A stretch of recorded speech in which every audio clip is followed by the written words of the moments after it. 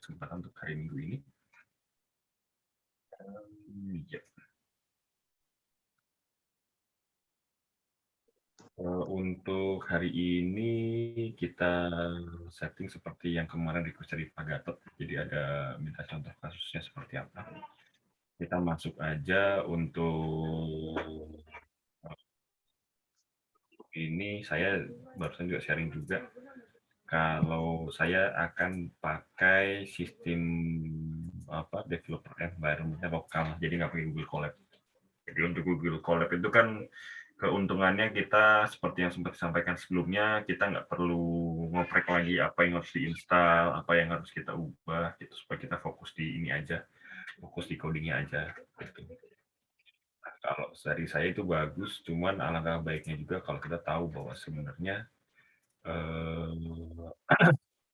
kita harus tahu gimana caranya sih untuk install library atau package yang ada di untuk Python itu sendiri seperti apa gitu. Sebelumnya saya coba sharing dulu, sebentar share screen.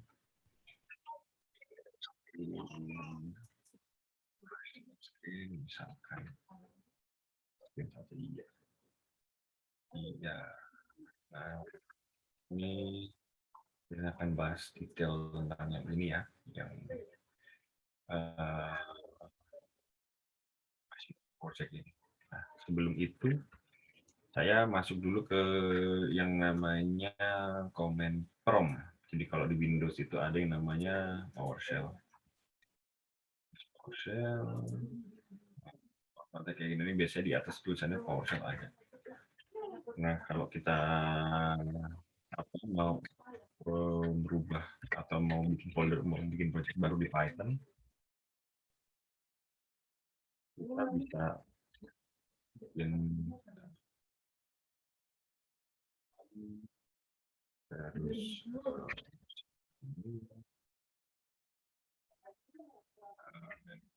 ini kita bikin, kita coba bikin baru.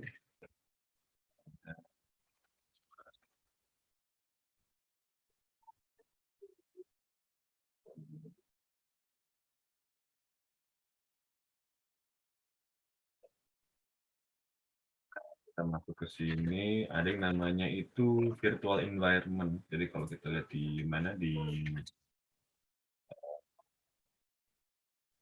sini ada yang namanya virtual environment. Pak, syarat utamanya kalau udah kayak gini, Python harus install dulu ya di komputer masing-masing sehingga ketika kita masukin perintah kayak gini, ya akan nongol. Nah, ini kebetulan saya pakai firewall. Nah ini, jadi kalau dia udah terinstall si Python-nya, versinya kelihatan di sini, itu akan bisa untuk bikin setting virtual environment. Ya. Bahkan teks saya kebaca di teman-teman semua atau kalau itu teksnya. Kalau itu saya bisa kembali poinnya.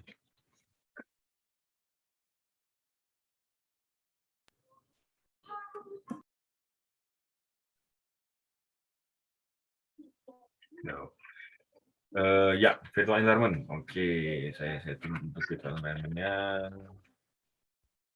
Nah, ini kalau di mana di tag lagi.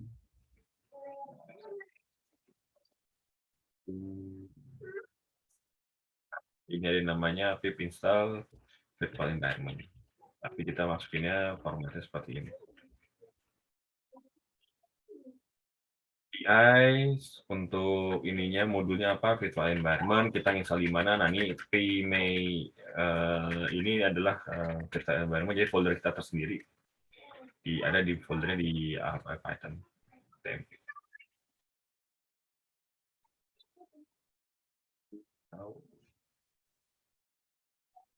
Untungnya apa? Jadi kalau kita misalnya ngerjain beberapa proyek sekaligus Python, nggak ada yang namanya config library. Jadi kalau misalnya kita install, oh ya saya pakai aplikasi library ini Pak, tapi ternyata saya mau menampilkan plotly tapi library-nya udah deprecated atau sudah tidak didukung lagi, udah out of date gitu. Nah, kalau misalnya mau dengan ini kita akan lebih mudah. Jadi kita fokusnya misalnya di sini kita lihat kita masuk ke foldernya dia. Kalau untuk menjalankan environment-nya dia, kita masukin namanya Gitu. Nah, ini kita lihat di sini. Di depan sini ada namanya Django. Nah, ini adalah environment yang kita pakai sekarang. Jadi kalau misalnya itu aplikasi yang diinstal menggunakan PIP, Python package installer untuk Python. Nah, kita bisa masukkan misalnya kita butuh apa sih untuk kita misalnya untuk Panda ya.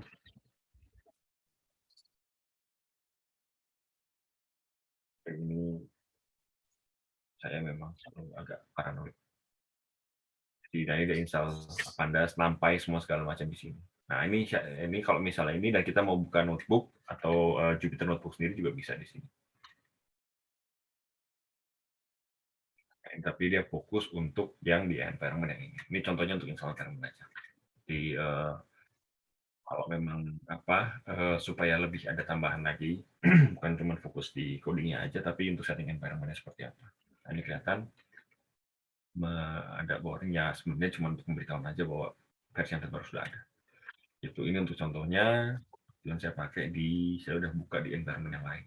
Di keuntungannya kalau kita pakai ini, nah modul Panda, NumPy yang semua kita butuhkan nanti itu tidak akan saling mengganggu atau mengaruhi satu sama lain karena kita akan fokus. Oke, saya mau buat untuk data sekolah saya, environment saya buat sendiri seperti ini. Gitu. Jadi karena kalau kemarin yang dibilang di Google Colab sama Pak Rizal kan itu cuma bertahan sekitar 24 jam atau 48 jam ya. Setelah itu skripnya dihilang, dihapus sama Google. Kalau ini kita bisa lihat, bisa cek lagi seperti apa. Ini yang contohnya aja. Jadi kalau misalnya di sendiri saya buka 3. Nah, ini kalau misalnya kita mau lihat misalnya contohnya kita install notebook dulu. Jadi kan kita mainnya di Jupyter Notebook.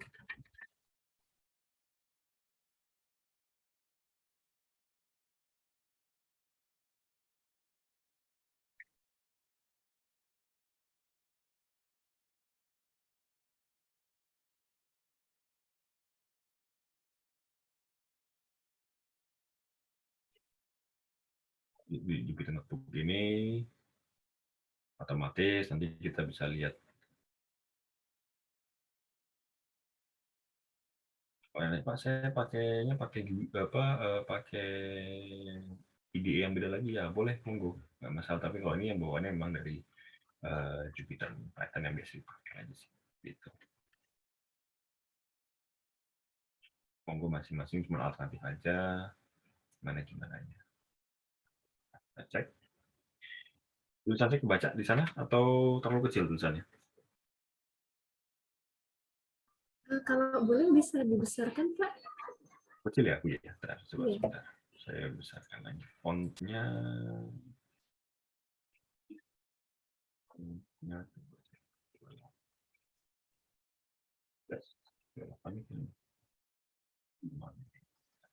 ya, ini cukup jelas ya. Oke, ini oke kita coba buka notebooknya.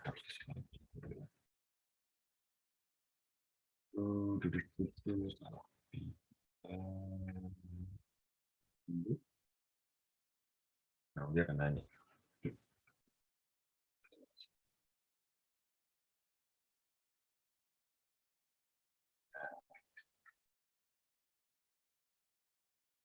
Jadi kalau kita mengerjakan 2 project Python sekaligus, ini teksnya kecil banget sebentar.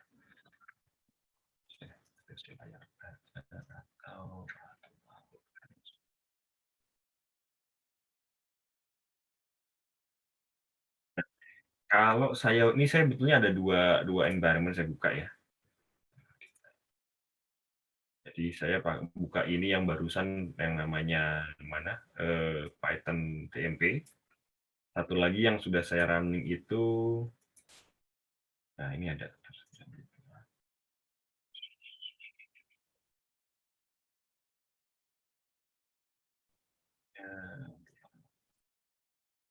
Nah, ini beda lagi.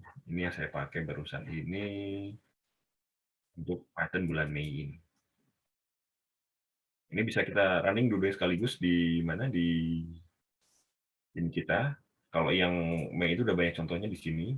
Jadi localhost 888, kalau yang itu 889. Jadi dia ngecek. Oke. Jadi apa aja yang bisa. Nah, nanti kita editingnya di sini semua. Python, semua segala macam seperti ini. Nah, biasanya kalau memang nanti kita running aplikasi Python kita ada satu modul yang belum kita siapkan, nah itu nanti dia akan protes biasanya.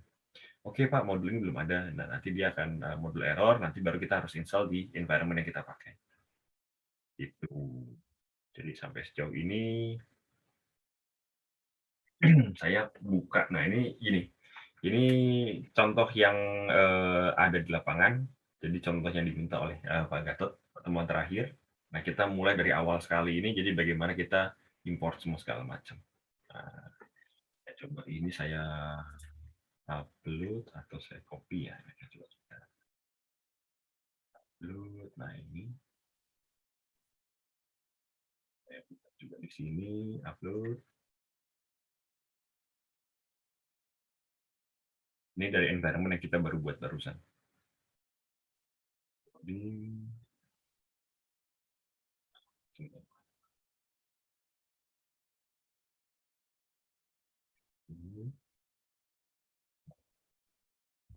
Oke, kita cek lagi. Nah, ini udah upload. Nah, kita pakai ini.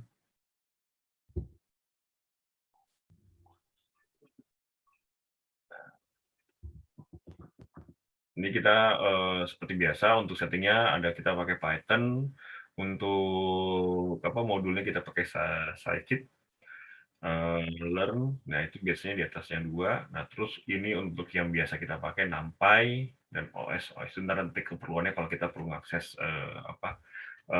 file di hard disk kita gitu. Nah, ini kita pakai matplotlib yang sudah kemarin banyak dicoba juga, dan importnya semua segala macam. Ini untuk table size-nya untuk yang nanti pada waktu penampalan notnya seperti apa. Terus, nah ini kita bisa simpan di mana kita simpan ininya image ataupun gambar yang kita ingin hasilkan dari itu seperti apa. Nah, ini kita tulis fungsi baru. Jadi posisinya di mana, disimpannya di ini, terus namanya apa, alamat path-nya ke arah mana, ada image-nya, chapter ID-nya. Nah, terus di sini ada fungsinya untuk nyimpen gambarnya seperti apa. Saving figur, nanti dia ada di situ, bisa kita lihat hasilnya seperti apa. Nah, ini yang harus di-running untuk pertama kali. Kita lihat. Nah, ini. Nah, karena kita belum install yang namanya modul Scalar di mana di environment kita, maka langkah pertama yang kita harus install itu ininya. Ini bukan yang dari hard lagi. Nah, ini yang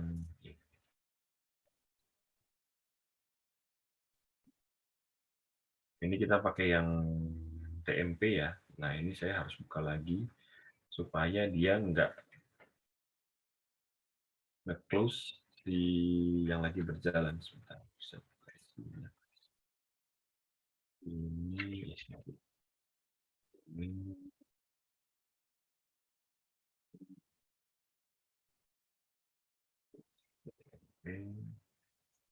nah, ini properties, kita lihat formnya ditambah juga. Kita harus install yang namanya Scalar. Install.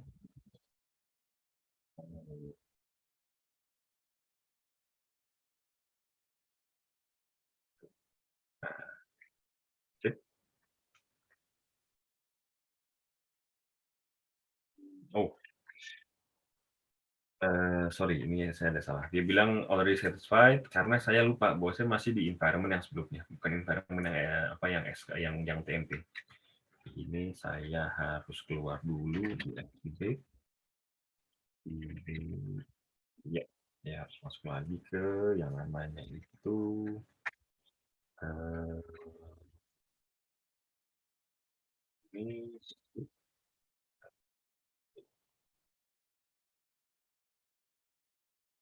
ini saya mengaktifkan lagi. Kalau dilihat environment-nya beda. Ini tadi yang sekarang kita pakai ini, yang sebelumnya saya pakai ini. Kenapa dia bilang sudah diinstal sebelumnya gitu.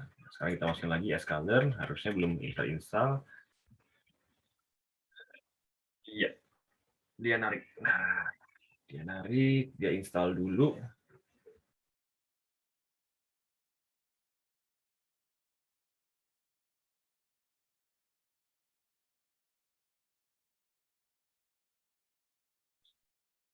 Hmm.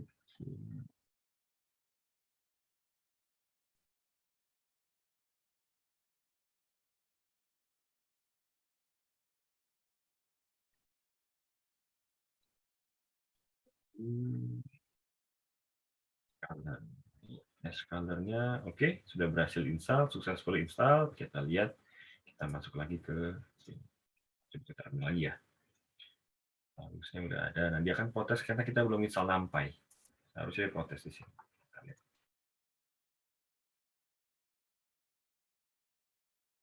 Matplotlib belum kita install. Kita lihat apa aja yang perlu kita install di sini. Ada Matplotlib, ada NumPy juga. NumPy sudah install berarti. NumPy sudah install. Matplotlib yang belum kita install. Ini kita perlu install lagi juga.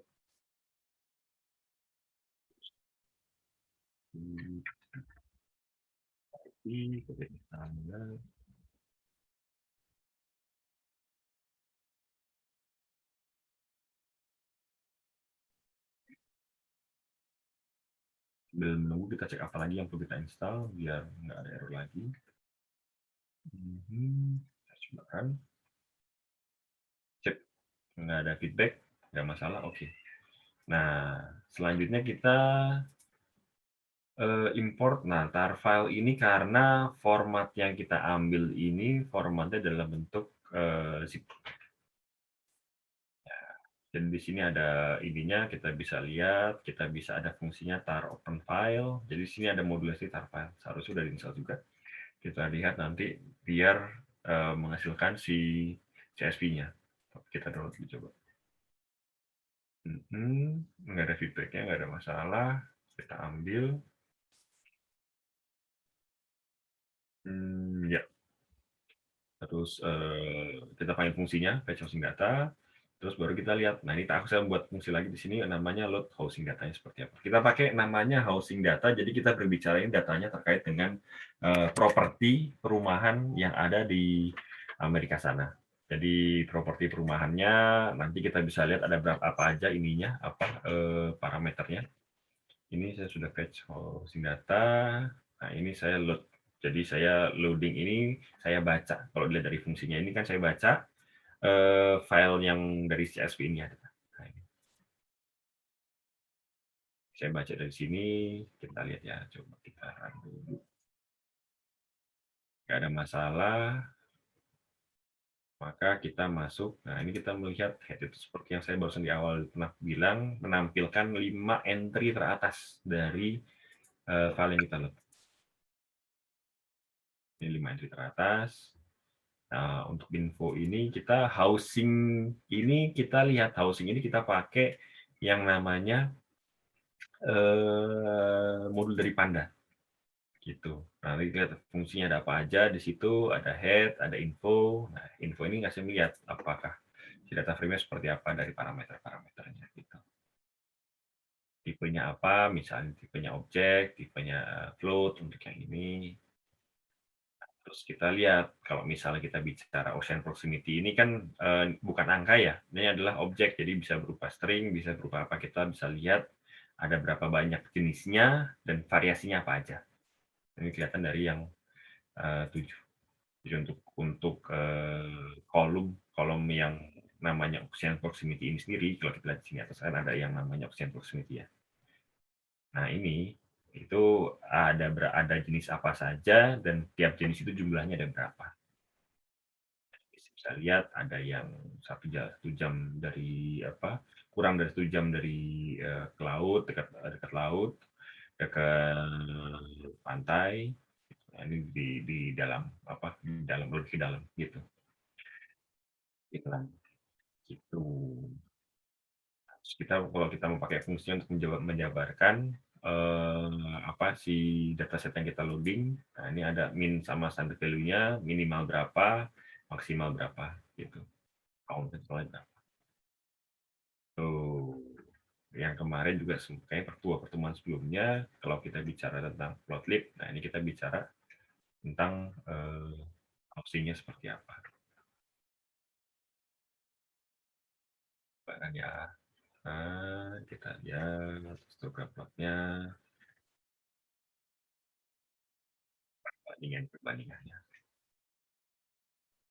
Jadi ini kita hanya bicara apa untuk lokasinya yang longitude-nya segini, jumlahnya berapa banyak. Ini hanya kita hanya plot aja untuk yang menampilkan berapa banyaknya. Semoga gambar saya kebaca cukup jelas ya di teman-teman semua, atau masih terlalu kecil teksnya?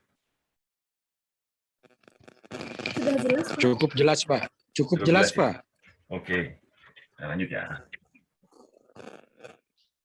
Ya ini dia hanya untuk menampilkan seberapa sering sih total room-nya ini muncul gitu. Kita lihat ini, nah terus ini kalau misalnya kita pengen lihat output-nya dalam apa random output-nya itu yang mirip gitu. Kalau kita coba berapa kali juga kayak untuk match. Ini bisa kita isi berapa aja, tapi ya saya contohnya 42 di sini. Kemarin kan kalau dilihat dari tugas 1 itu dari Python yang diberikan oleh Python kan hanya untuk sampai menampilkan sini ya.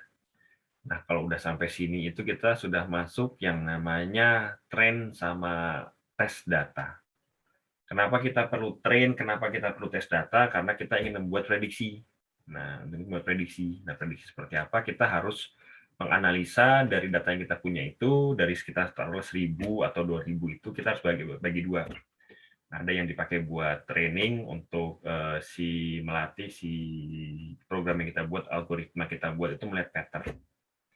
Nah, dari ada training, ada tes. Setelah pattern itu ditemukan pada waktu kita membuat dari training data tersebut, itu harus kita tes. Apakah overfitting, underfitting, apakah cocok. Kemarin Pak Rizal sempat menjelaskan overfitting.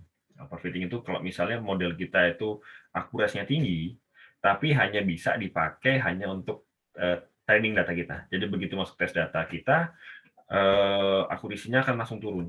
Kenapa? Karena dia terlalu spesifik dilatih untuk data yang kita training. Karena sebetulnya kekurangannya adalah kita pengen mencari dengan data yang baru kita peroleh, training data model yang kita hasilkan dari training itu minimal bisa akurasi itu tidak terlalu jauh daripada yang hasil yang kita buat. Nah, kalau overfitting itu fokusnya terlalu training sehingga pada waktu data baru masuk itu nggak terdeteksi, patternnya tidak sesuai dengan apa ekspektasi kita gitu dari akurasinya. Nah, ini untuk yang split. Nah, kalau kemarin dibilang untuk split ini kita juga sudah bisa lihat ya untuk tren sama tes datanya seperti apa. Nah, kita lihat tes size-nya berapa, berapa indikasinya untuk tren indikasinya berapa. Nanti kita lihat berapa untuk di training, berapa untuk yang dites gitu. Nah, ini contohnya kalau yang saya bilang di sini, saya untuk trainingin datanya saya ngambil untuk tesnya itu hanya sekitar 20% dari total data yang kita ambil. Nah, ini kalau training jadi kalau dilihat di sini total data yang kita punya bisa 20.000 data untuk hampir 20.000. Nah, yang training ini kita punya sekitar 16.000 entry, sedang untuk yang dites itu sekitar 4.000 entry. Juga. Nah, ini kita pakai untuk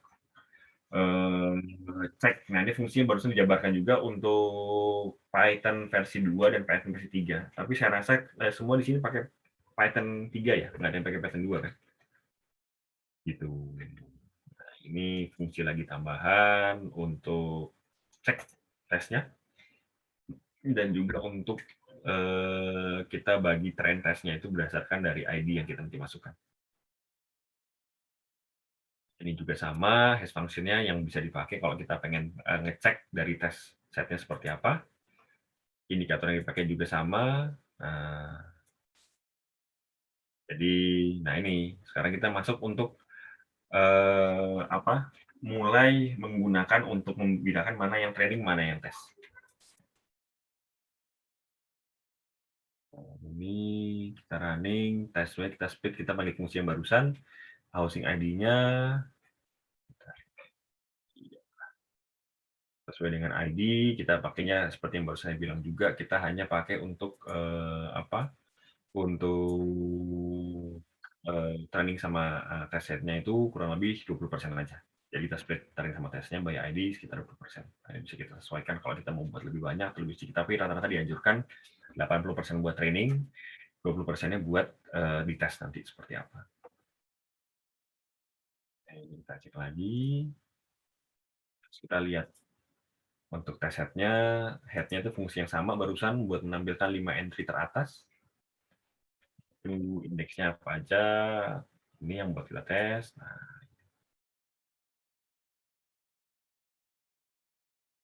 atau kalau misalnya kita nggak mau memasukkan, ini kan barusan kita ini sendiri ya, masuk kita buat sendiri ininya, split trend testnya seperti apa, detailnya seperti apa. Nah, kalau misalnya kita mau, udah kita pakai yang udah ada aja, library-nya, nah ini. Jadi yang barusan hanya ngasih contoh apa yang kita lakukan. Nah, kalau pakai fungsi yang ada dari sklearn.model selection, import dari trend test split-nya ini, itu udah mudah. Jadi kita tinggal masukin random state-nya berapa di sini. Jadi nggak seperti barusan di atas menggambarkan fungsinya satu persatu, kita cek lagi gimana kodenya gitu. Karena pada akhirnya yang dihasilkan value-nya juga kurang lebih mirip. Gitu.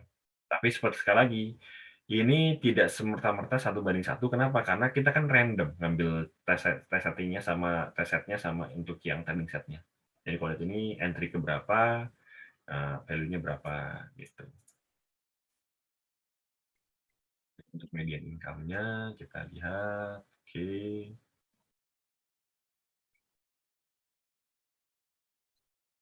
Juga. Nah, dari apa income kategorinya. Nah, ini kita lihat dari income kategorinya untuk kita melihat, oke, tampilkannya berapa sekian, oke. Nah, kita plot mediannya berapa untuk yang apa penghasilannya. Tuh. Histogram-nya.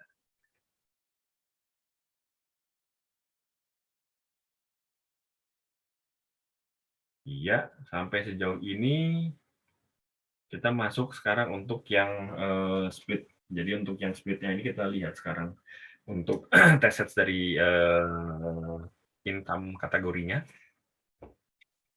Kita ambil dari housing test index. Nah, ini kita lihat dari sini. Kita bikin apa? Bikin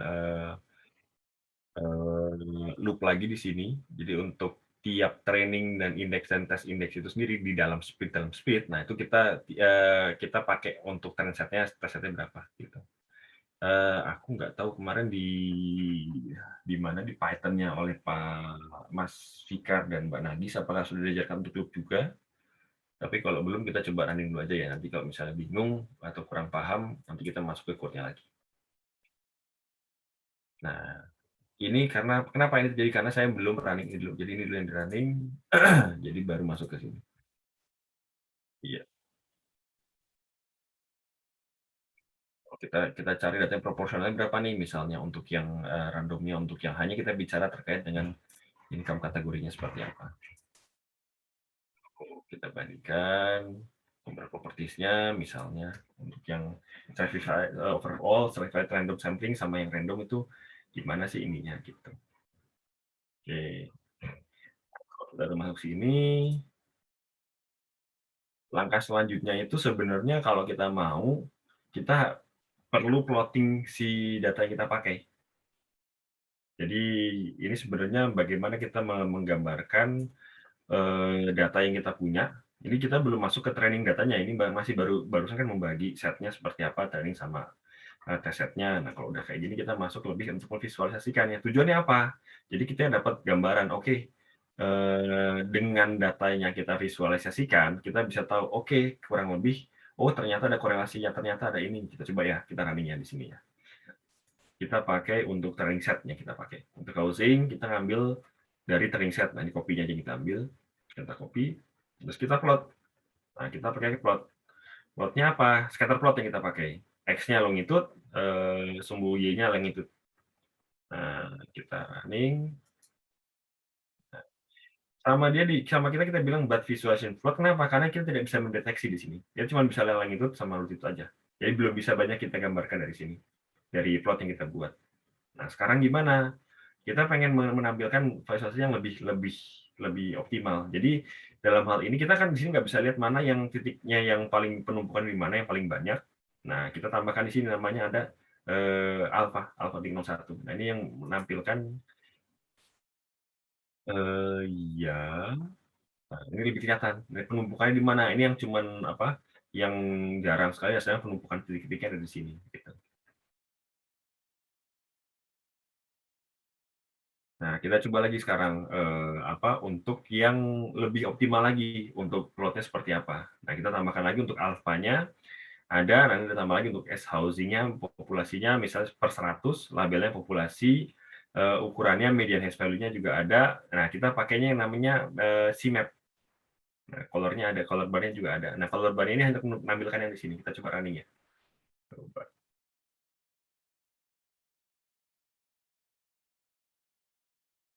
Nah, legend-nya ini kita print juga. Nah, terus kita lihat tuh. Jadi ini lebih kelihatan. Jadi untuk median house value-nya, harganya rumahnya berapa, lokasinya di mana, warnanya apa, ini lebih jelas kelihatannya gitu. Nah, paling optimal lagi kalau kita bisa menyertakan juga peta dari lokasi di mana rumah ini berada. Jadi kita masukkan lagi, misalkan ini kita untuk pakai kita ambil image-nya, petanya ini daerah California ya di Amerika. Kita coba running. Download, iya, oke. Nah, terus kita pakai URL-nya sudah ada, kita ambil, nah, terus kita baru masukkan. Sama seperti yang barusan, kita sertakan kalau di file image-nya kita import. Nah, ini fungsinya barusan saya sampaikan di awal, import OS. Jadi ada path-nya di mana, file name-nya apa. Gitu. Housing plot kita pakai scatter lagi, ada ini figure size-nya, housing pool-nya sama seperti yang barusan, alpha sekian. Nah, kita masukkan juga image-nya berapa di sini, deskripsinya. Nah, labelnya, terus ada price-nya juga ada, tick value-nya juga ada, color bar-nya juga ada, price min max-nya berapa. Nah, terus kita coba running. Ini detail sekali, kita bisa lihat. Jadi ini yang tujuan dari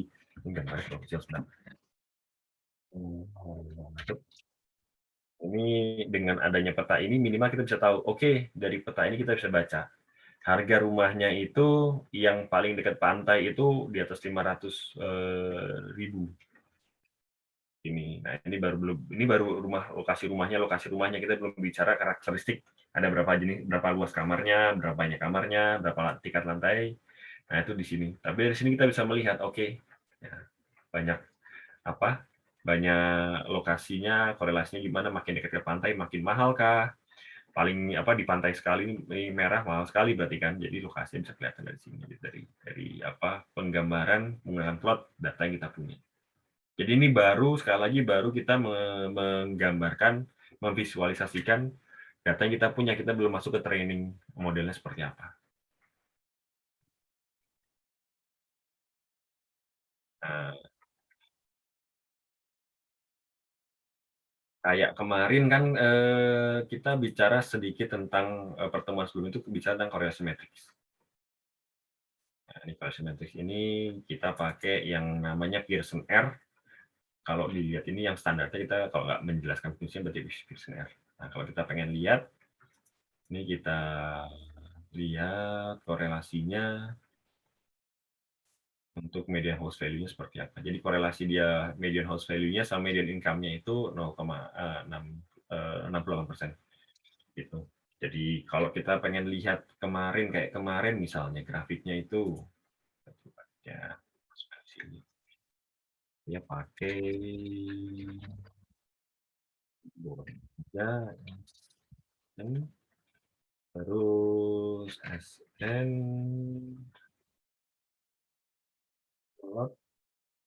saya harus cek lagi ini saya pakai core metric yang saya pengen core metric yang ingin saya tampilkan dan anotasinya juga true jadi biar ada gambarnya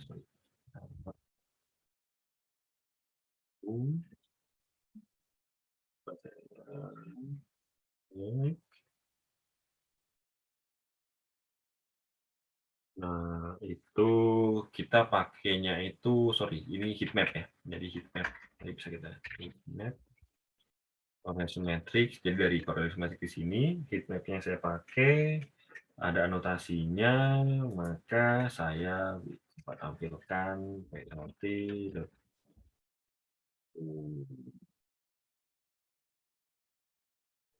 Karena saya belum loading yang namanya library Seaborn. Yep, dia modulnya belum ada. Modulnya saya install dulu di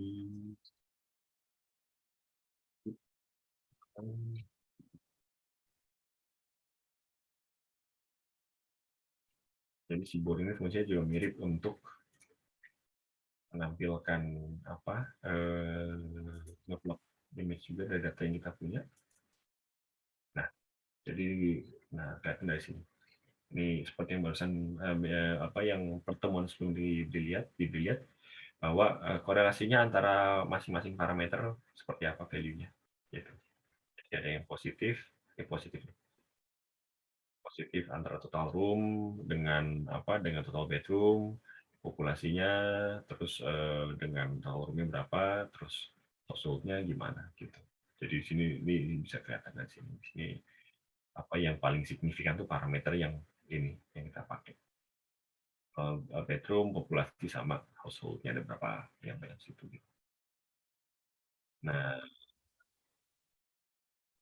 ini kalau kita pakai Panda versi yang sebelumnya, ada juga yang namanya scatter matrix seperti yang barusan di atas di awal, bisa kita pakai, bisa kita tidak pakai, tapi ini yang salah satu ininya gitu. Kalau kita lihat pakai Pandas yang sebelumnya, jadi versi yang bukan yang terakhir kita pakai.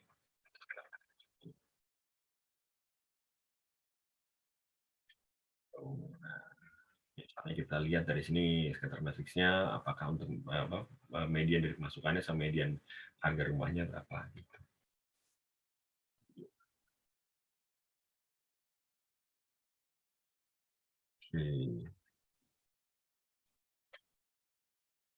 Oke. Ada pertanyaan masuk dari Pak Yogi, nanti Pak Yogi ya saya jawab nanti kalau misalnya itu beres dari sini. Kita sampai sini dulu. Korelasi seperti ini kemarin kan sampai sini ya. Jadi yang diminta untuk per minggu ini kita mengumpulkan datanya itu minimal ditampilkan seperti ini. Jadi udah ada parameter perbandingannya seperti apa, korelasinya satu sama lain, sehingga nanti kita bisa tentukan parameter apa yang penting gitu. Nah, terus kita masuk lagi, kita lihat untuk, ini sebetulnya udah nanti akan masuk. Jadi kita mempersiapkan datanya ini sendiri untuk kita pakai di training, sebelum training. Gitu. Jadi nanti ada yang namanya modelnya cleaning data. Nah, kita lihat misalkan di sini ada yang, contohnya ini, non-available. Jadi datanya nggak ada, kosong. Jadi sama dia di call bedroom-nya misalnya. Nah, masuk sebentar ya. Gitu. Jadi ada dua sebenarnya, ada beberapa cara untuk kita bagaimana caranya untuk handle dari entry data yang kosong atau di datanya nggak ada. Jadi kolomnya ada, cuman karena memang pada waktu entry-nya datanya nggak lengkap kan atau ada yang hilang, maka sebenarnya ada beberapa cara yang bisa kita pakai. Nah, ini kita running dulu. Nah ini kalau bedroom-nya nggak ada angkanya, ada salah satu pertamanya ini kita hilangkan, satu kolom kita drop. Jadi kalau seperti ini modelnya, maka total bedroom-nya akan hilang. Atau sebentar. Oh tidak, bukan, sorry. Opsi yang pertama ini row-nya. Jadi kita entry yang yang kita tidak punya itu kita hilangkan. Bisa kita hilangkan langsung. Jadi hingga nggak muncul lagi si value yang non available. Nah, untuk yang incomplete row misalnya, untuk yang nggak lengkap, kita hapus row-nya yang untuk total bedroom. Total bedroom ini kan ini ya, nah ini kita hilangkan di sini, di drop total bedroom-nya. Jadi kolom total bedroom-nya kita hilangkan sama sekali. Jadi untuk nanti kita mulai training, itu kita nggak ada yang namanya total bedroom sebagai parameter.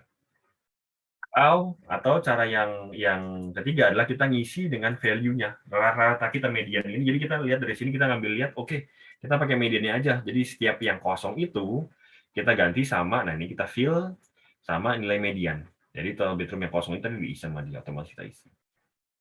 Gitu. Oke. Sejauh ini kita baru yang namanya menangani data yang ini saya udah running belum ya? Slow yuk 50. Ya ini juga bisa. Salah satunya juga kita pakai apa? Skylearn juga library-nya untuk entry data yang apa yang kosong. Gitu. Iya. Ini juga sama, masuknya kita pakai cara lain itu pakai yang namanya inputer. Jadi kita masukin angkanya itu, simpel lagi kita ngitung mediannya berapa, nah ini kita masukkan gitu. Karena sekali lagi kalau kita pakai median itu hanya bisa menghitung angka-angka yang bersifat numerikal, maka untuk yang ini kita bikin data frame baru, housing_6. Jadi hanya untuk hanya untuk yang angka. Nah, tadi kan ada yang namanya di awal kita lihat ada auction proximity ya. Nah, itu yang bentuknya objek. Nah, itu kita drop dulu.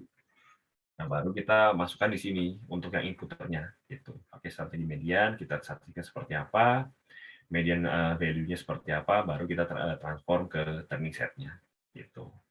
Ini sekali lagi masih kepada training set ya. Kita baru mempersiapkan, jadi belum kita masuk ke trainingnya seperti apa. Nah, ini kita pakai kalau kita mau pakai yang namanya inputer strategi dari Skyler. Bisa gitu lah. Trainingnya berapa, nah ini kita lihat data frame-nya ini, indeksnya, host number-nya indeks, nah ini kita lihat. Nah ini kalau lagi lihat lagi, nah ini udah ocean proximity masih belum ada ya di sini. Jadi kita baru mengkalkulasi, kita coba aja langsung. Ini juga running, oke. Speed-nya, statistiknya kita cek lagi, ada apa aja, apakah sama apa tidak value-nya. Terus kita ada yang namanya untuk housing number-nya. Nah, housing number itu kan barusan di awal ya. Jadi semua datasetnya kecuali dari Ocean itu. Nah, ini kita pakai untuk training data trainingnya itu ambil data frame-nya, X-nya dari inputer transform ini sendiri, terus housing number-nya seperti apa. Oke. Info value-nya kita lihat, index value-nya tampilkan. Nah, kita pakai median barusan. Nah, terus kita lihat untuk trainingnya. Kita untuk trainingnya kita ambil dari yang hosting training. Gitu. Oke, kita tampilkan juga. Nah, baru kita lihat. Nah, ini kita lihat sebelumnya pada pertemuan awal sekali saya bilang ada beberapa cara untuk memproses fitur yang input parameter yang berupa kategorikal atau teks. Ini ada salah satu caranya itu kita lihat di sini kan kita pakai auction proximity ya. Kita lihat ada berapa. Ya, ambillah 10 angka terbesar. Nah, ada yang namanya ordinal encoder. Ordinal encoder ini sendiri fungsinya untuk apa? Untuk mengencode dari beberapa pilihan yang ada di sini. Misalnya kita tadi ada kurang lebih 6 pilihan ya. Ada yang inland, ada yang near ocean, ada yang Ada yang bay area, terus ada yang island di daerah pulau. Nah, sama dia akan ditransform untuk yang ini akan dirubah menjadi angka, jadi array pada akhirnya. Seperti ini contohnya. Jadi kalau kita lihat, ini kan kita ambil 10 yang pertama ya head-nya ini. Jadi head kita ambil 10 entry pertama, kita masukkan. Oke. Model encoder seperti ini, iya. Terus kita lihat, kita pakainya untuk dataset yang ini, housing_cat, yang kita pakai di sini ya. Fokusnya untuk itu aja. Yang ini kita transform tuh hanya ini aja, jadi yang auction proximity yang kita ingin kita rubah. Kita lihat, oke, kita lihat perubahannya seperti apa. Housing encoded-nya selama untuk 10 yang ke atas itu kurang lebih angkanya seperti ini. Kita ubah jadi angka. Encoder untuk kategorinya apa aja yang ada yang kita pakai. Ini kan kita jelaskan barusan encoder ada apa aja, kategorinya kita gunakan 1, 2, 3, 4, 5. Hanya 5, sorry bukan 6 tapi 5. Jadi inland, island, near area, near ocean. Ada juga yang namanya ordinal encoder, ada juga namanya one hot encoder. Jadi apa one hot encoder? Kita rubah jadi array ininya gitu. Jadi kayak matrix gitu akhirnya kita buat. Jadi ada dua cara bagaimana kita mengubah teks yang kita pakai, bisa pakai ordinal encoder atau one hot encoder, tergantung kebutuhan masing-masing. Jadi kalau dilihat hot encoder yang sama lagi untuk kategorika yang kita pakai, formatnya jadi seperti ini, jadi one hot encoder. Ya, dia rubah sama dia format seperti matrix seperti ini. Jadi untuk entry ini misalnya barusan ini ada 5 kan ya, 5 entry nama dia misalnya untuk yang yang kategori ini, nah ini angkanya 1. Untuk island misalnya 0. Nah ini bentuknya seperti matrix. Gitu. Ya, kategorinya juga sama yang kita pakai. Nah, ini kalau kita ingin merubah lagi khusus, jadi sesuai dengan kebutuhan yang kita pakai, ingin kita pakai gitu untuk apa? Untuk atribut tambahan. Ini bisa kita lihat kalau ingin kita menambahkan lagi apa yang ini ya gitu. Oke, untuk encoding-nya, transformer-nya sampai sini dulu. Kira-kira ada pertanyaan atau kebingungan ya apa yang perlu dilakukan? Jadi masih bicara kepada mempersiapkan training datanya ya. Jadi barusan berubah dari teks menjadi numerical, jadi angka sehingga bisa dianalisa ke depannya. Gitu. Saya coba jawab pertanyaan Pak Yogi. Untuk server lokal host-nya pakai apa yang bagus untuk Jupyter? Lokal host-nya ini saya hostingnya di komputer pribadi, Pak. Kalau misalnya apa Pak Yogi itu kebutuhannya setiap user pengen akses notebook masing-masing itu ada yang namanya Jupyter Hub. Nah itu bisa dipakai aplikasi. Jadi bukan notebook tapi Jupyter Hub. Jadi kalau Jupyter Hub itu sendiri, nah nanti mereka akan punya username-nya sendiri buat login ke sana. Itu yang server localhost-nya mungkin speknya yang diminta ya Pak ya. Speknya kalau saya ini kebetulan masih pakai yang AMD aja, AMD Ryzen generasi kedua, masih yang lama kok, nggak masalah. Karena kan yang kita pakai datasetnya belum terlalu besar, kecuali kalau mau dataset besar. Gitu. Jadi bisa pakai saya sama beberapa link buat si Jupyter notebook-nya. Gitu. Oke, sejauh ini ada pertanyaan sebelum kita masuk lebih dalam lagi? Atau justru bingung?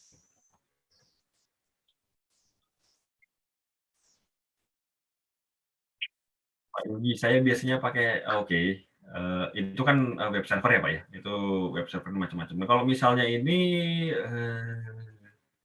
nggak perlu pakai web server sih Pak. Selama bisa ada SSH-nya nyambung ke sana, SSH daemonnya ada, saya rasa nggak masalah. Karena selama ini saya juga ngeset untuk servernya yang pakai virtual private server, saya nggak perlu web server sebetulnya di situ. Kalau misalnya kita fokusnya hanya untuk Jupyter notebook ya. Jadi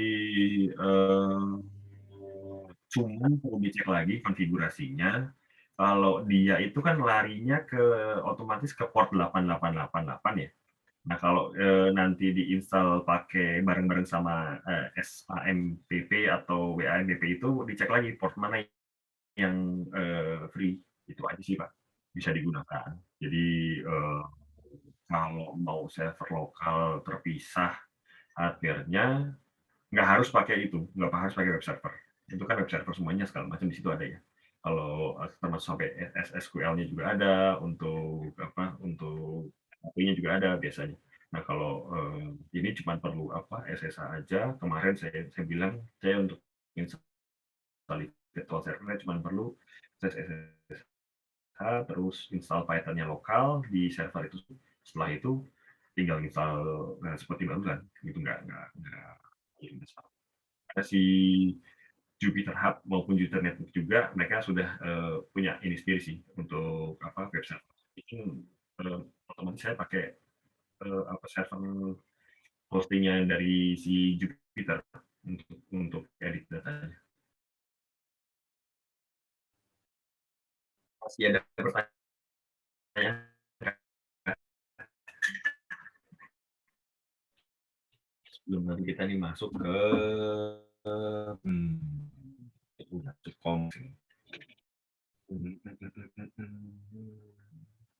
sejauh ini paham atau bingung atau mana ini? Atau sudah pernah sampai sini bikin untuk Python ya? Ada yang sudah pakai Jupyter Notebook atau rata-rata masih pakai Google Colab? Ya, jadi jauh. Jupyter ya? Oke. Berarti kalau udah pakai Jupyter berarti udah bisa di komputer masing-masing ya, berarti kan? Udah.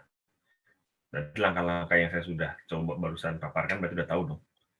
Install PIP dan kawan-kawan.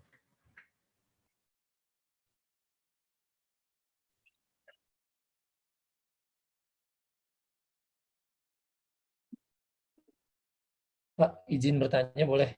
Silakan. Kalau untuk Python developer ini juga ada, apakah ada back end sama front end-nya seperti halnya developer aplikasi?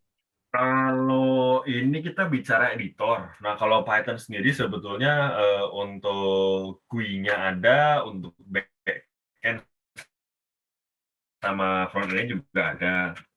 Tapi banyak dipakai itu fokusnya hanya untuk ini sih, karena dia kalau dibicara dengan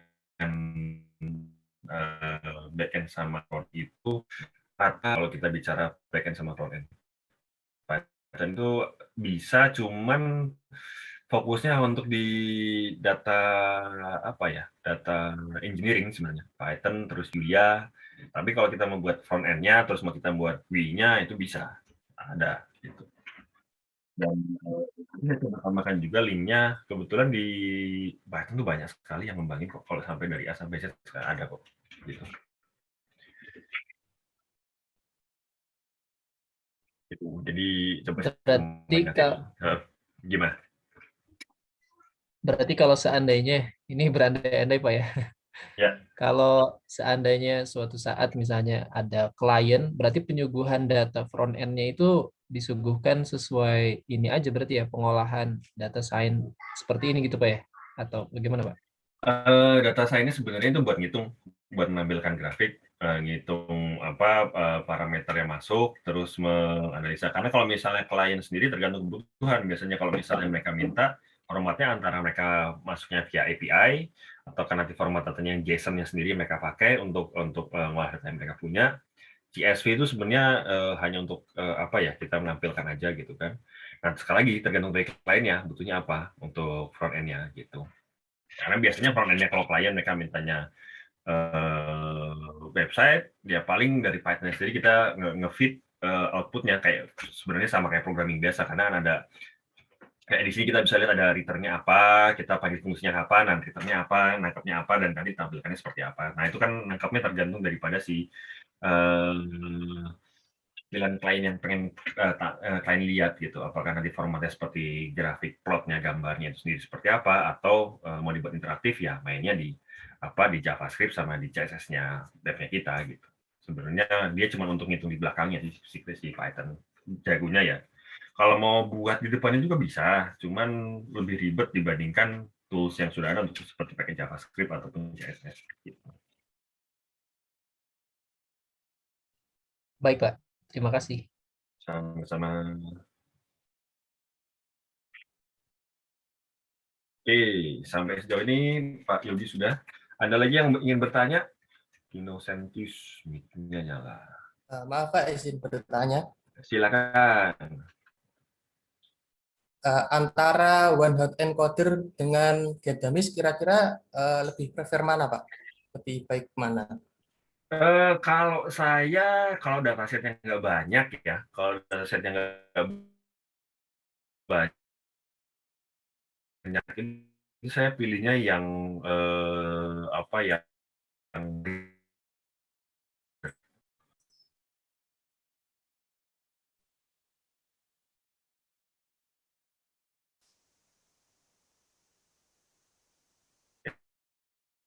data bisa ya. Tapi sama Saya karena dia untuk matematik sehingga harus ada encoder. Sorry. Coba kita masuk lagi.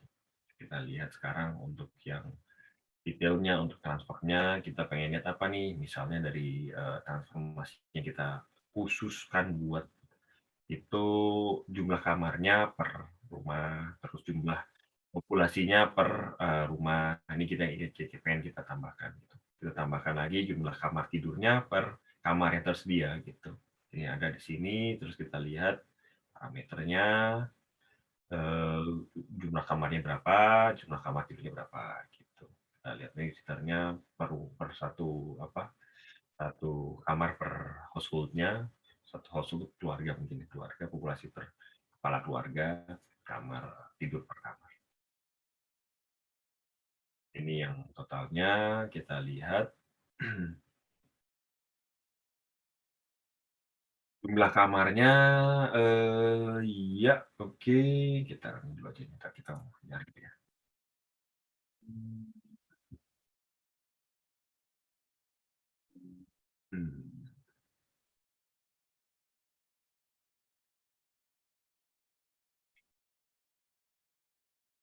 Iya.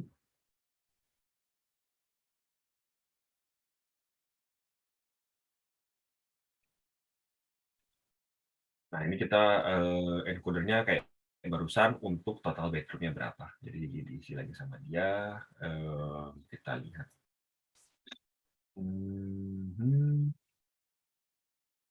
Masuk lagi untuk preprocessing.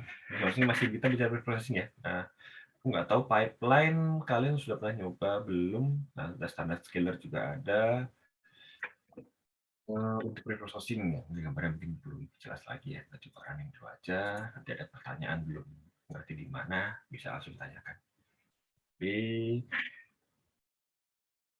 kita pakai number of pipeline-nya, transform, housing number. Jadi ini sekali lagi kita pakai datasetnya yang tidak menyertakan si ocean proximity tadi, jadi kedekatan dengan laut seperti apa gitu. Ya, kita lihat gambarnya seperti ini. Nah, ini juga ada yang column transformers. Nah, number atribut yang berupa angka, kita lihat listingnya dari sini. Atribut yang berupa kategori seperti ini. Nah, kita lihat bagaimana caranya kita menggunakan untuk yang atribut yang mana, yang pipeline untuk yang angka, dan untuk yang kita pakai one hot encoder buat yang kategori atribut. Nah, kita gabungkan semuanya, kita lihat sebelum kita masuk. Nah, itu dataset yang training seperti barusan kita bilang, jumlahnya itu ada sekitar 16.512 dengan 16 parameter ya, 16 volume. Nah, ini kalau kita nanti coba share juga filenya juga untuk yang ini, lebih kepada ininya cara lama bagaimana kita menghitung ininya frame selectornya seperti apa, untuk transformnya seperti apa gitu. Dibandingkan, nah ini sebenarnya cara lama dari apa yang kita baru lakukan di sini.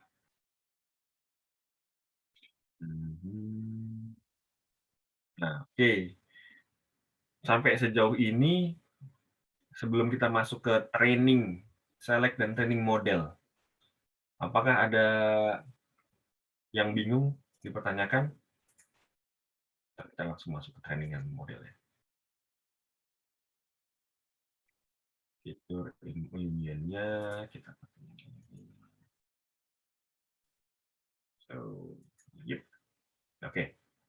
Sekarang kita masuk ke select dan training model. Nah, kita pakai di sini linear regression yang kita pakai ya. Kita Nah, sebenarnya linear regression itu sama, kita ambil juga dari sklearn, ilmu yang kita pakai untuk linear regression.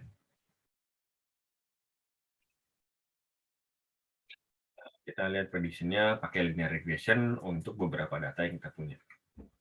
Kita lihat di sini datanya kita pakai lokasinya ininya kelima, labelnya juga yang 5, data yang kita siapkan. Misalnya untuk transform, datanya kita ambil beberapa data dari sini barusan. Kita lihat prediksinya berdasarkan data yang kita siapkan. Outputnya berapa nih? Ya, kita keluar. Kita bandingkan dengan label yang ada yang sebenarnya yang ada. Jadi kita buat prediksi, kita buat label. Jadi kita masih pakai prediksi untuk linear regression yang kita pakai. Jadi ya, dari sini transform data, oke. Yep. Bandingkan. Ini data yang kita siapkan. Totalnya, nah baru kita lihat mean square error-nya seperti apa. Jadi seberapa jauh prediksi kita dibandingkan data aktual yang kita punya, labelnya yang aktual values-nya, seberapa ininya gitu. Kita lihat deviasinya miringnya berapa banyak. Nah, ini kurang lebih angka sekitar segini perbedaannya gitu. Dari yang kita pakai untuk prediksi, dari yang data yang kita siapkan, terus kita hitung mean square error-nya berapa. Jadi linear regression mean square error-nya muncul di sini.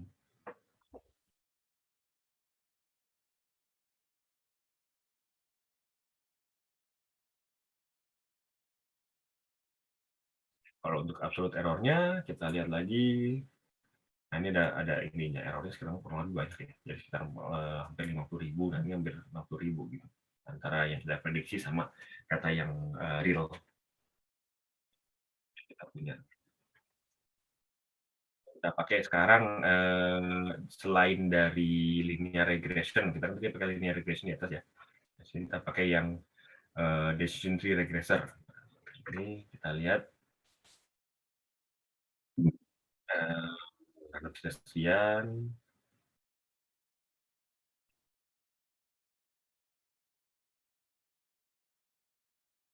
Nah, kalau kita pakai ini, mean error-nya kok 0, berarti nggak ada, berarti benar-benar perfect fit 100%. Ini nggak ada deviasi kesalahannya, error-nya nggak ada. Nah, cuman perlu dicek lagi, apakah kalau misalnya benar tidak ada error-nya sama sekali, kayak lihat sini error-nya kira-kira kurang lebih sampai 70.000 gitu. Apakah dia itu overfitting atau benar-benar pas? Karena overfitting berarti ya ketika datanya berubah, data barunya itu sendiri, maka error-nya justru makin lebih parah daripada yang ini gitu. Kalau overfitting itu modelnya kita kurang bagus. Jadi kita harus tentukan apakah model itu overfitting apa tidak.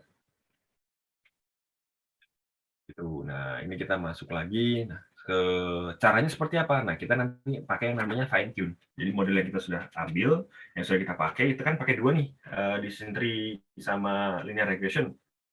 Nah, kita lihat untuk kita cek cross value-nya, kita cek untuk yang ini nilainya berapa gitu. Kita pakai ini skornya, score variety, kita pakai tree regression seperti yang di awal dijelaskan. Datanya housing prepare, housing labelnya seperti apa, scoringnya itu yang kita pakai ini value-nya kurang lebih 10. Nah, kita hitung.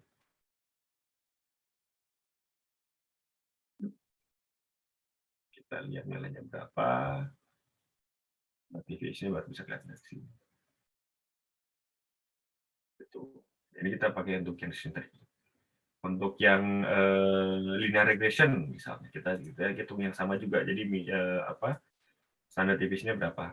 Gitu. Sama juga negative mean square error juga harus prepare. Nah, yang bedanya di sini aja. Kita pakai linear regression sama decision tree regression. Jadi kita lihat dari sini mean-nya mana yang nilainya yang kita pakai untuk prediksinya, skornya berapa, min-nya berapa, standard deviation-nya berapa. Kita lihat dari sini aja min sama standard deviation mana yang lebih baik yang bisa kita pakai.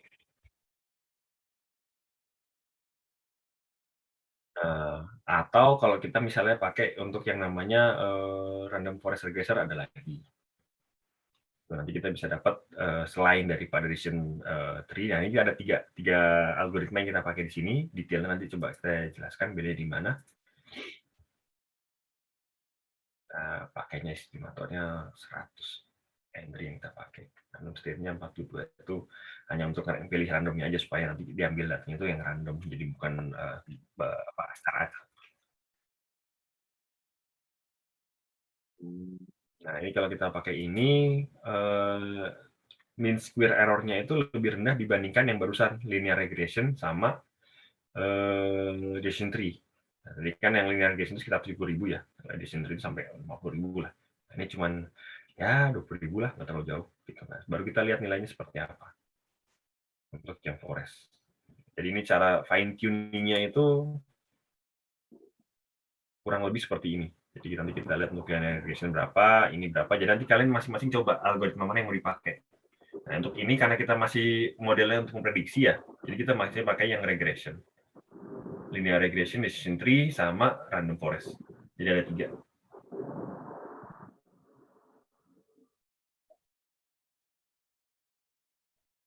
Si ngitung dulu. Iya. Nah, ini aku nggak tahu kalau di Google Colabs mungkin lebih cepat ya. Nah, ini karena mungkin komputer saya kurang aktual, jadi agak lama. Apalagi kalau kita bicara tadi datanya sekitar 16.000 ya, 16.000 data. Jadi masing-masing dicoba dulu pakai dataset yang lebih kecil. Ini kita belum bicara data yang kemarin karena datasetnya mau yang buat 10.000, 20.000 atau sampai 100.000 gitu. Oke, dia masih hitung. Nanti kita lihat hasilnya seperti apa.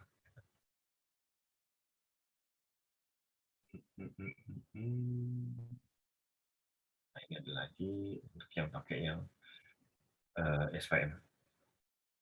Kita lihat lagi. Banyak sebenarnya, kita bisa coba satu-satu semuanya mana yang kita tes, mana yang paling optimal untuk yang kita pakai. Jadi semakin banyak algoritma yang kalian coba, kalian tes, makin tahu kan, oke saya pakai algoritma ini, nah itu silakan. Jadi nanti bisa dibandingkan, bandingkannya bisa seperti barusan, pakai apa parameternya dari apa model selection yang cross value selection ini sendiri, biar kelihatan standar deviation berapa. Skornya berapa, minimnya berapa, standar deviation berapa. Jadi biar kalian bisa tahu mana yang terbaik. Belum masuk, nanti minggu depan kita bahas lebih detail lagi ya untuk apa, untuk algoritma yang dipakai. Ini hanya untuk overview dulu aja seperti apa. Jadi, nah ini udah selesai. Nah ini standar deviasinya sini, ya kita bandingkan dengan yang lain. Ya, lebih rendah.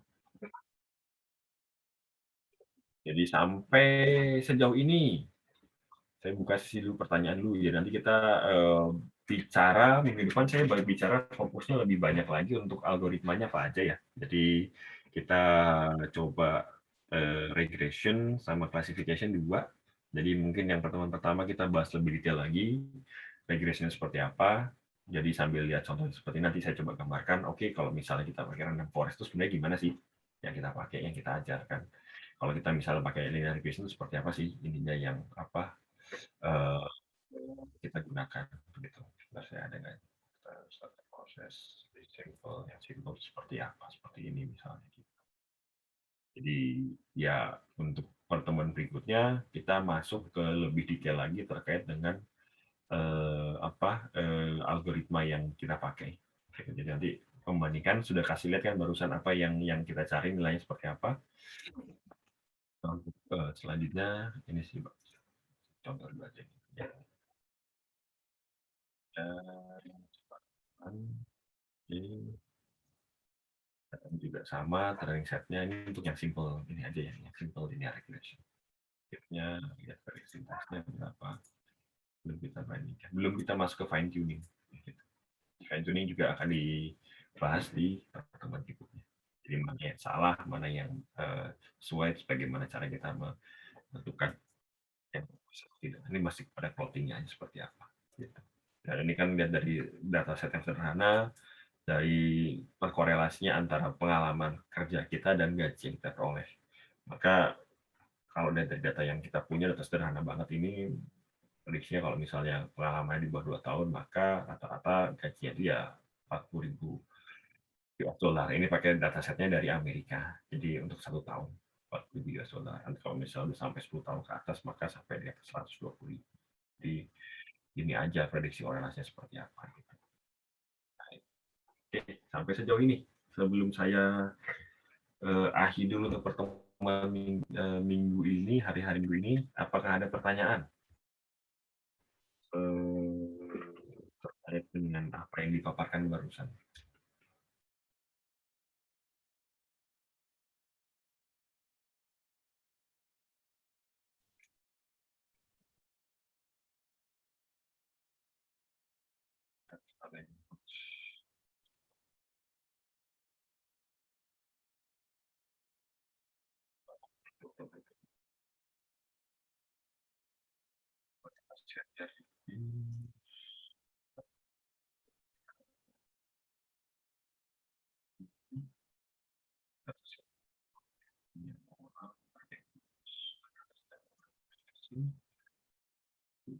Kalimat yang ada, terus di splitting lagi training sama tesnya, pakainya modelnya life bias model.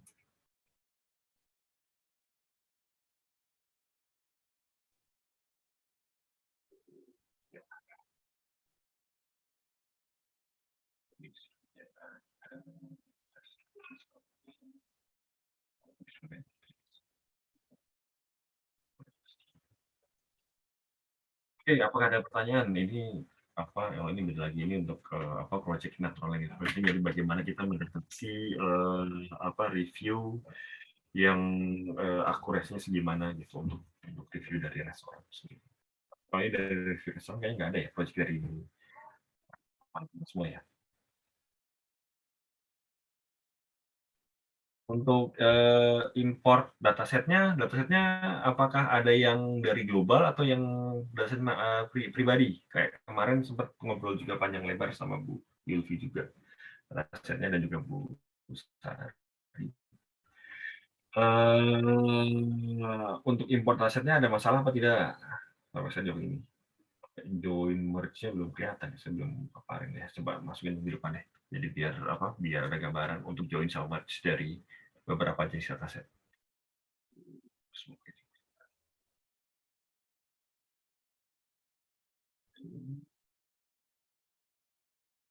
Ini yang nggak bertanya bingung atau makin bingung?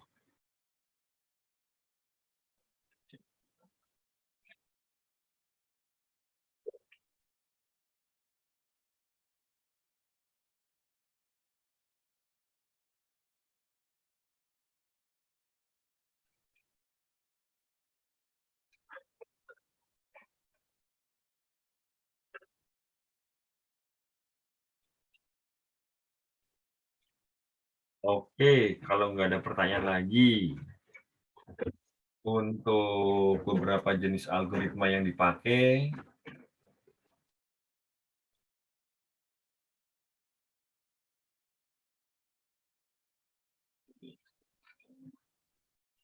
berarti pertemuan berikutnya kita bahas lebih detail lagi ya, apa yang regression algoritmanya apa. Nah, cuman saya masih harus cross check lagi dengan Pak Gatot untuk room-nya. Apakah room yang sama, jamnya masih harus cek dengan beliau, apakah jam berapa, hari apa, kemungkinan antara Senin atau Selasa untuk pertemuan berikutnya. Jadi kita fokus, nanti kita coba ini apa untuk yang algoritmanya, sambil nanti setiap akhir sesi kita lihat fine tuningnya seperti apa. Gitu ya. Kita lihat oke dari model ini hasilnya seperti ini, kita mau analisa errornya di mana, modelnya seperti apa. Gitu. Kalau udah ada pertanyaan lagi ya. Baik, terima kasih atas partisipasinya minggu siang hari ini. Selamat beristirahat, sampai ketemu di pertemuan selanjutnya. Oh ya, ada satu tugas lagi, mungkin nanti di Google Classroom saya akan kasih tugas ya. Jadi untuk lihat siapa yang aktif berpartisipasi, tolong dicek di Google Classroom ya. Itu ada tugas-tugasnya saya berikan di Google Classroom per hari ini atau mulai besok. Baik, terima kasih atas partisipasinya. Selamat siang, selamat berakhir pekan. Iya, terima kasih Pak Adit atas penjelasannya.